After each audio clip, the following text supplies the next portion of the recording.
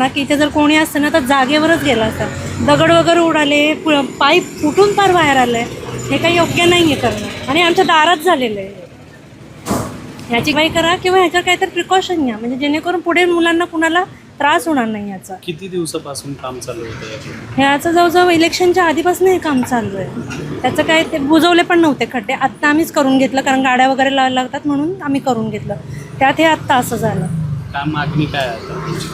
काही नाही, ह्याची व्यवस्थित तरतूद करा जेणेकरून कुणालाच भविष्यात त्याचा त्रास होऊ नये, बाकी काही नाही. मोहननगरमध्ये अंडरग्राऊंड काम MNGLचं काम चालू असताना, त्याची पाहणी करत असताना अथवा त्याचं काम चालू असताना ठेकेदाराकडून हलगर्जीपणा म्हणता येईल अथवा त्या कामाचा अजून सुरुवात म्हणता येईल, परंतु का या लाईनमधून आपल्याला स्फोटकं झालेलं दिसतं, इथं स्फोट झालेलं दिसतंय. या विभागातील या ठिकाणी सामाजिक कार्यकर्ते उपस्थित आहेत. आपण त्यांची प्रतिक्रिया जाणून घेऊया. काय सांगता येईल दादा, नेमकं काय घडलं होतं? MNGLच्या लाईनचं काम मोहननगरमध्ये सुरू आहे. हे काम सुरू असताना मध्यंतरीच्या काळामध्ये निवडणुकीमुळे काम थांबलेलं होतं. निवडणुकीनंतर हे काम पुन्हा एकदा चालू झालं आणि आज टेस्टिंगचं काम चाललं होतं. टेस्टिंगचं काम चालू असताना तर त्यामध्ये पाईपलाईन कुठला गॅस नव्हता, फक्त प्रेशरने त्या ठिकाणी ब्लास्ट झाला, सौम्य ब्लास्ट झाला. परंतु हे होत असताना ठेकेदाराचे निष्काळजीपणामुळे हा ब्लास्ट झालेला आहे.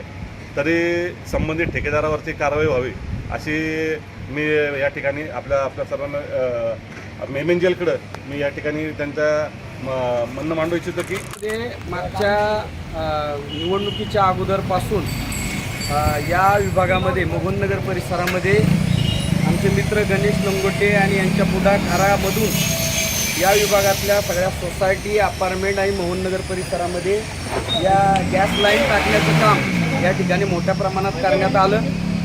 त्या गॅस लाईनचं काम आता अंतिम टप्प्यामध्ये आहे आणि आज या ठिकाणी या गॅस लाईनचा मोठा स्फोट झाला.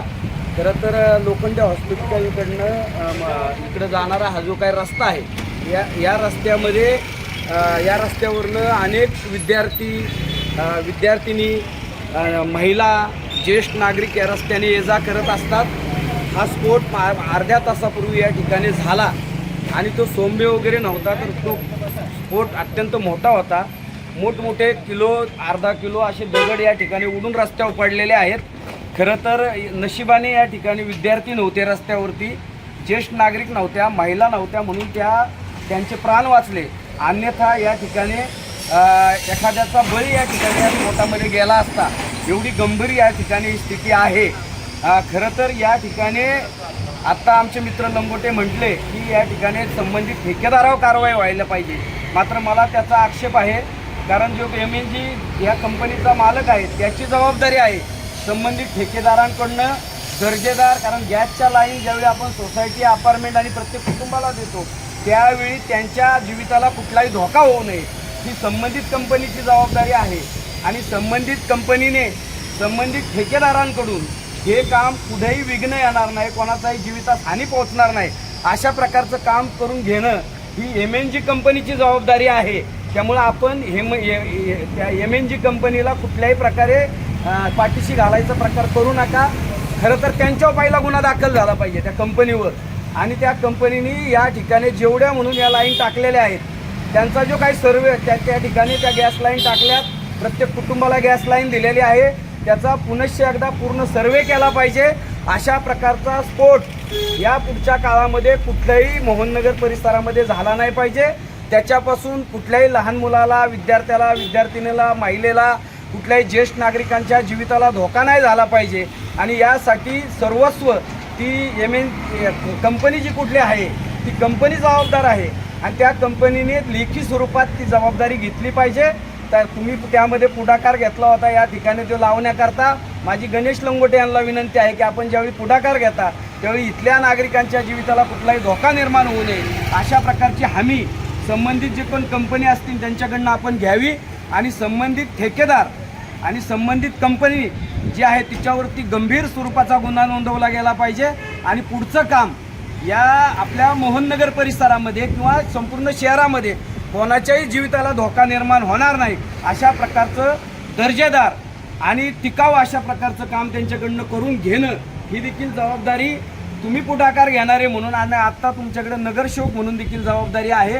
केवळ तुम्हीच नाही तर आपल्या वार्डातले चारही नगरसेवकांची ही जबाबदारी आहे की अशा कंपन्या ज्या आहेत या लोकांच्या जीविताशी खेळ करतात, त्यांची पाठराखण न करता त्यांना या ठिकाणी मोठ्या प्रमाणात त्यांच्यावरती कारवाई करण्याची जबाबदारी आपण सगळ्यांनी पुढाकार घ्यावा अशा प्रकारची माझी विनंती आहे. मी देखील आपल्याबरोबर राहीन एवढं या ठिकाणी अभिवचन देतो. संबंधित कंपनीवरती गंभीर स्वरूपाचा गुन्हा, संबंधित ठेकेदारावरती गंभीर स्वरूपाचा गुन्हा नोंद व्हावा, अन्यथा पुढच्या काळामध्ये या सगळ्याच्या विरोधात आम्हाला आंदोलन उभं करावं लागेल आणि मग त्यामध्ये पुढाकार घेणारे जे लोक आहेत त्यांच्या विरोधात देखील आम्ही भूमिका घेऊ अशा प्रकारचा इशारा आम्ही या ठिकाणी देत आहोत. आम्ही काय सांगाल आज तुमचा काय नक्की प्रकार घडला? आम्ही दुकानामध्ये बसले होते तर खूप जोराचा आवाज झाला. आम्हाला असं वाटलं की ॲक्सिडेंट झाला म्हणून, पण गॅसचा खूप मोठे दगड उडाले माझ्यासमोरच, इथं दुकानामध्ये पण आले.